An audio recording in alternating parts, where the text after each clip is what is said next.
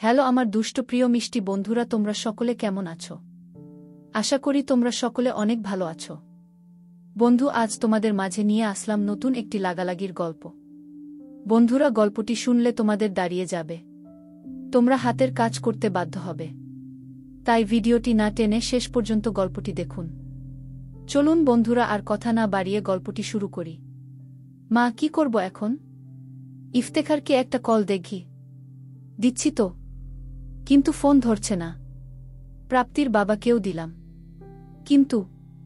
আয়েশা বেগম হতাশ হয়ে ইতির দিকে তাকিয়ে বলল, বিপদ যখন আসে সব দিক থেকেই আসে। ইমতির আজ বিয়েটা হয়ে গেলে আমি অদ্রির সামনে কিভাবে মুখ দেখাব? ইতি এবার তার মার দিকে ভ্রু কুঁচকে বলল, তুমি বারবার নিজেকে এভাবে দোষ দিচ্ছ কেন? তোমার এখানে কি দোষ? দোষ যদি থেকে থাকে তাহলে সেটা ইমতি আর অদ্রির। নিজেদের কন্ট্রোল করতে না পারলে বিয়ের আগে এভাবে মেলামেশা করবে কেন?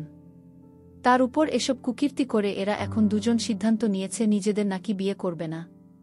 শরীরটা কি এতই সস্তা যে সাময়িক আবেগের কাছে অদ্রি সেটা বিলিয়ে দিল? মানলাম ওরা দুজন একে অপরকে ভালোবাসে, কিন্তু ভালোবাসার সাথে শরীরের কি সম্পর্ক? ওপাশ থেকে আয়েশা বেগমের উত্তর না পেয়ে ইতি আবারও বলতে শুরু করল, আর তোমার ছেলেকে দেখছ? বেটা হারামি একটা। একজনের সাথে শুয়ে পেট বাঁধিয়ে ঢ্যাং ঢ্যাং করে আরেকজনকে বিয়ে করতে গেছে। ও আমার সামনে আসুক আজ। ওরে শিক্ষা না দেয়া পর্যন্ত আমার গা জ্বালা কমবে না গিয়ে। আয়েশা বেগম এ পর্যায়ে মুখ খুললেন। মেয়ের দুটো হাত জোরে চেপে ধরে বললেন, এখানে ওদের কোনো দোষ নেই। ওরা তো একে অপরের সাথে জীবন সাজানোর স্বপ্নই দেখেছিল। এতে ভুল কিছু আমি দেখছি না গিয়ে। কোনো মায়ের কাছেই তার ছেলে মেয়ের কুকীর্তি খারাপ মনে হয় না। আর সেখানে তোমার দু চোখের মনি ইমতি, তাই ওর দোষগুলো তোমার চোখে পড়ছে না। এতদিন আমি ওকে সব বিষয়ে সাপোর্ট দিলেও এই কাজটায় ওর হয়ে কথা বলতে পারছি না মা। আজ যদি ওর বিয়েটা হয়ে যায় তাহলে অদ্রির কি হবে ভাবতে পারছ? অশুভ কথা বলিস না গি। সত্য তিতা হলেও সত্য। আর তুমি কি মনে করো এতক্ষণেও তোমার ছেলের বিয়ে হয়নি? তাহলে প্লিজ এটা ভেবো না। আমার মনে হচ্ছে এতক্ষণে ইমতি বউ নিয়ে বেরিয়ে পড়েছে বাড়ির উদ্দেশ্যে গ। আয়েশা বেগম মেয়ের কথা শুনে একটা দীর্ঘশ্বাস ফেলে বলল, ইতি, আজ আমি তোদের কিছু বলতে চাই। ইতি মায়ের কথার দিকে তাল দিল না। একটু আগে যখন সে অদ্রির প্রেগন্যান্সির খবর পেয়েছিল তখন বিস্ময় আর ভয়ে তার হাত পা কাঁপলেও এখন আর সেরকম হচ্ছে না। উল্টো এখন রাগে তার হাত পা কাঁপতে শুরু করেছে।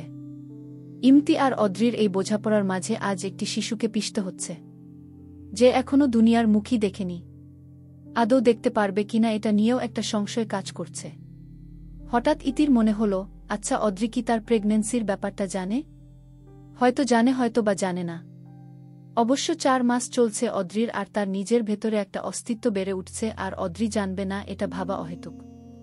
কিন্তু অদ্রি যদি প্রেগন্যান্সির ব্যাপারটা না জানে তাহলে কিভাবে জানাবে ইতি তাকে? ভাবতেই বুকের ভেতর কেঁপে উঠল তার। মেয়ের ঝাপসা দৃষ্টি দেখে আয়েশা বেগম মেয়েকে হালকা ঝাঁকুনি দিয়ে বলল, শুনছিস আমার কথা? মায়ের ঝাঁকুনিতে চিন্তার জগৎ থেকে ফিরে এল ইতি। মায়ের দিকে তাকিয়ে বলল, হুম, আমার কারণেই আজ অদ্রি এই কাজগুলো করতে বাধ্য হয়েছে। এতদিন তোর বাবার কথায় মুখ বন্ধ করে সব সহ্য করলেও আজ থেকে আমি আর সহ্য করব না। তোরা বড় হয়েছিস, যে যার মতো সংসার নিয়ে ব্যস্ত থাকবি। তোদের নিয়ে আমার আর কোনো টেনশন নেই। তাহলে কেন আমি এভাবে চুপ করে অন্যায় সহ্য করব? তোর বাবার মতো অমানুষের সাথে 3-5টা বছর কাটিয়ে আজ আমি হাঁপিয়ে উঠেছি। আর সবার সামনে ভালো থাকার অভিনয় আমি করতে পারব না। লোক দেখানো ভালো থেকে আমি হাঁপিয়ে উঠেছি। আমি এখন এই সংসার থেকে মুক্তি চাই।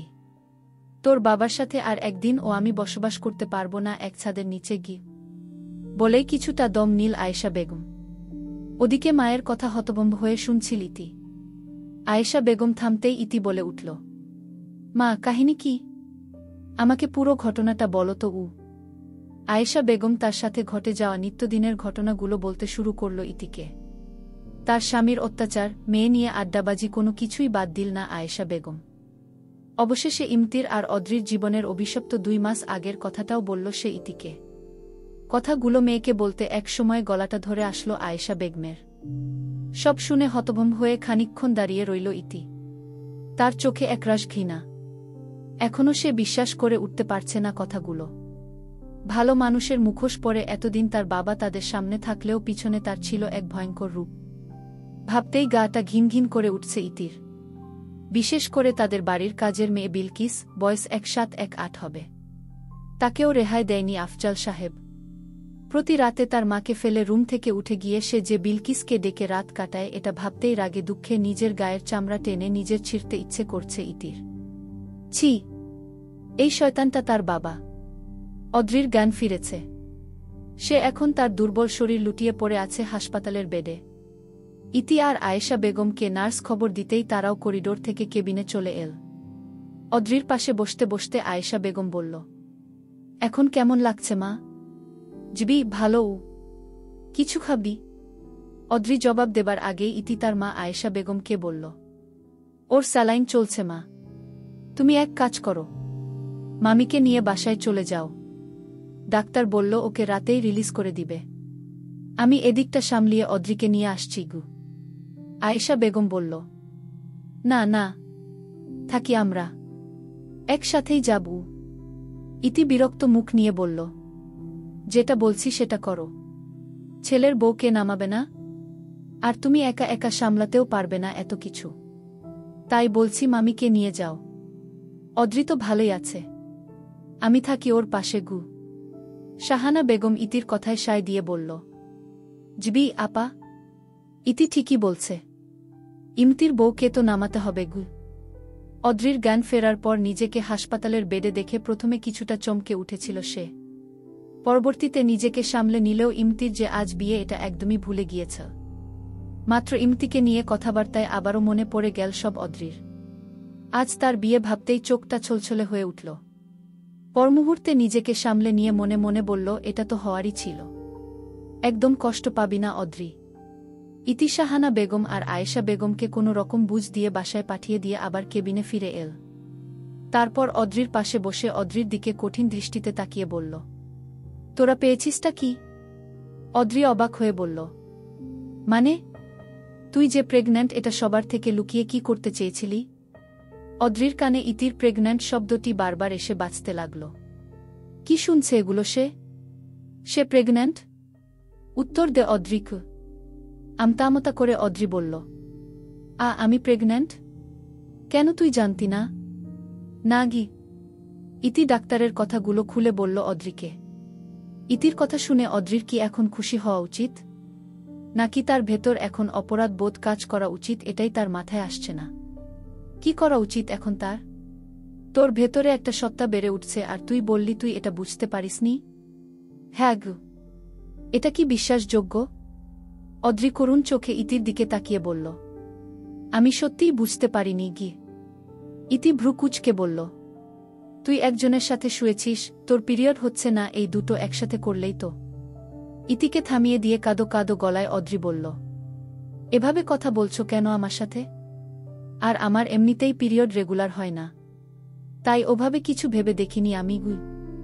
একদম কাঁদবি না। তোরা যেই কাজ করেছিস তাতে ভালোভাবে কথা বলা যায় না তোদের সাথে। বিয়ের আগে প্রেগন্যান্ট হয়েছিস। ভাবতে পারছিস কত বড় একটা অন্যায় করে ফেলেছিস তোরা?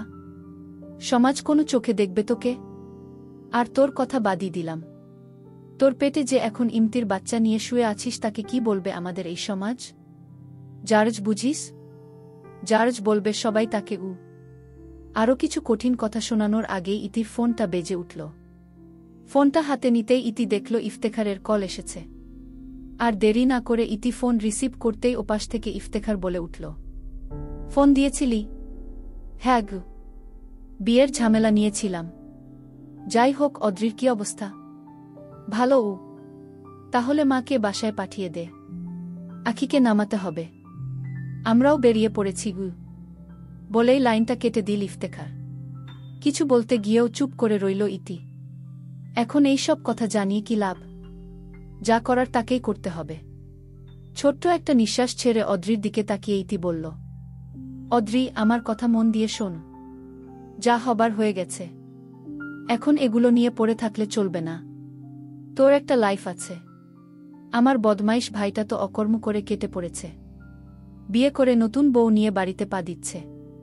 তাহলে তুই কেন অযথা ঝামেলার মাঝে পড়ে থাকবি? কেউ কিছু জানার আগেই এবসনটা করে ফেল। রিস্ক থাকলেও অসম্ভব কিছু না গিয়ে